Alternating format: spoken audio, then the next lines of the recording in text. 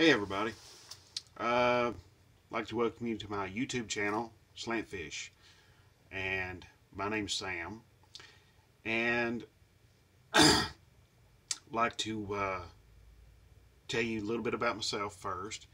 I'm a gearhead, hot rodder, mechanic, been passionate about vehicles, cars, trucks, tractors, all sorts of mechanical things, airplanes, motorcycles, you name it. Been passionate about that stuff all my life. Racing, yeah.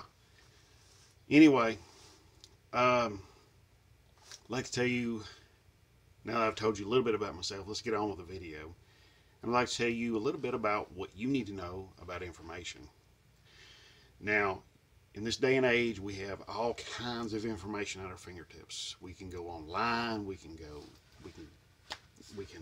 download stuff, we can go to YouTube, videos, forums, chat rooms, etc., etc. It's just endless. And the interweb is a great thing. And don't get me wrong, I'm not picking on anybody, I'm not throwing off on anybody. But there's people on the internet, they're very, very good. They're very sharp. They know exactly what they're talking about. They are really on top of it. Then on the other hand, unfortunately, there's some people on the internet, they're not that great. They're not that trustworthy. And their information can be somewhat sketchy at best sometimes. So, what I would like to do for you is I would like to show you what I like to do. Okay? And let's get the camera turned around here. Let's see. Yeah, here we go. This is just a little sampling of my manuals. I like to go ahead and apologize for my shaky camera work. I hope in the future I can make that a little bit better. But I'm going to go over these manuals with you. I'd like to start off with the Haynes manual. These are really easy to come by. They're at like every auto parts store you can think of. And these are good manuals. These are all very good manuals. The Haynes are really good. They're especially good if you're just starting out. Okay, you can see here we got some wiring and diagrams here for the older Chrysler electronic ignition systems. I've got some of my own here, as you can see. Here's some more right here.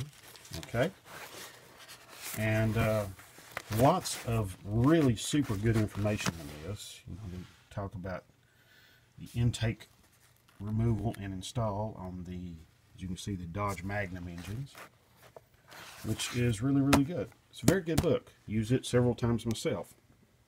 Next up, and what I consider to be the next step up, is the Chilton manuals.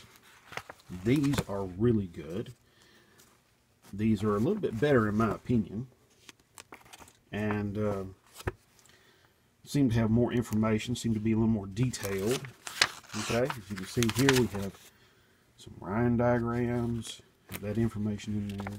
I've used this book many, many times. Just used it just recently. You can see you got some greasy fingerprints in here too. Yeah, those are mine. Okay.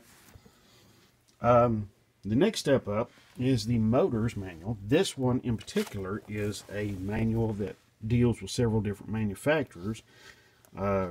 Chrysler, Ford, General Motors. I said several, but I mean 3. Okay? Alright. But anyway, they show you a lot of really great information in here. It's just packed full of really, really excellent information. As you can see here, all kinds of really great stuff packed into this manual. This is like the next, I guess probably about on the same footing with Chilton's, maybe a little bit better, but still all of these very, very, very good manuals. Now the next step up, and probably what I consider to be the top notch, would be the factory service manuals. This one here in particular is from 1964. As you can see, it's a very good manual. Was very handy and instrumental in working on the Barracuda. As you can see, has diagrams, information, just tremendous amounts of information. even has like the hydraulic circuits in the torque flat automatic transmission.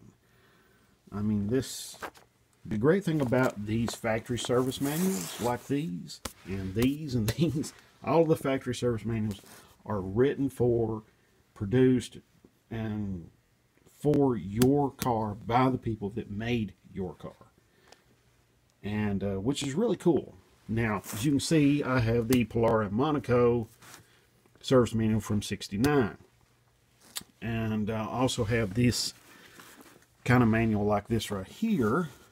We're going to get into that just a little bit later, but the great thing about these other manuals, even though you may not have that particular car, you can still use that manual on the engines, transmissions, or differentials or suspension systems that this car uses that may be exactly the same as another car, which is really great.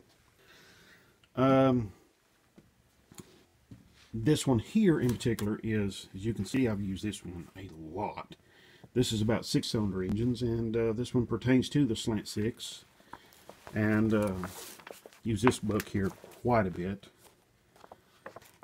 And tremendous amounts of really good information, really good stuff. This is a little bit different manual than the others, but still very, very handy, very useful. As you can see, I've got a lot of my own information in here, to-do lists and stuff like that. So lots of really, really great information, diagrams and pictures and just etc., etc., etc. This one here is another manual, not produced by the typical manual manufacturers, but this one is a how to hot rod the small block Mopar. As you can see, there's quite a bit of information in here. Small block Mopar V8s. Got, of course, again, got some of my own information in here. It's quite a bit of information in all of these books. So let me flip the camera around here again. Now you might be thinking I've got a tremendous amount of money tied up in all these books, and you would be entirely wrong, because I don't. I don't have a lot of money tied up in these books. As a matter of fact, I also like to apologize for the glare. It's dark outside, so it's just the way it is. Hopefully in the future I can correct that too. But like I said, you might be thinking I've got a lot of money in these books. I don't. I've got most of these books were either a gift to me or I bought them very cheaply.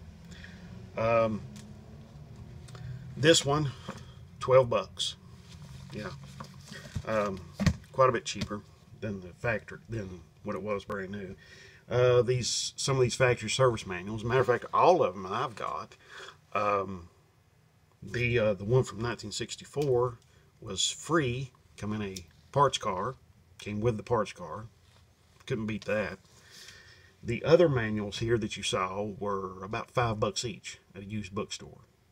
And used bookstores are great because they keep a lot of those kind of things there available at all times, which is really, really awesome. Another thing is you can pick them up at not only the used bookstores, but yard sales, flea markets, etc., etc., etc.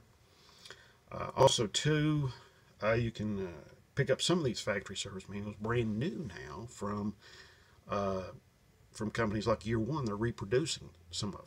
So that's something that's really cool too. Also too, you can get downloads of some of this stuff. You can download it to your phone, your tablet, computer, etc., whatever. Also too, you can get this stuff on DVD, which is pretty neat too, and some cases even cheaper.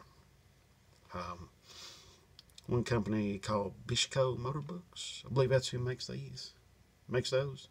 Yeah, they're really great.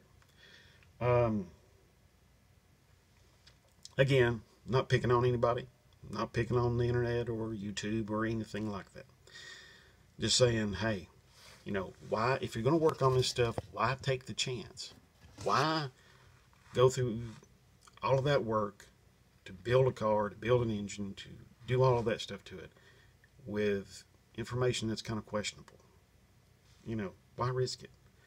get the good information, make your time here in the garage more rewarding, less aggravating, and you know, do something for yourself. You know, make you look smart, make you look like you got a brain in your head, which is pretty cool.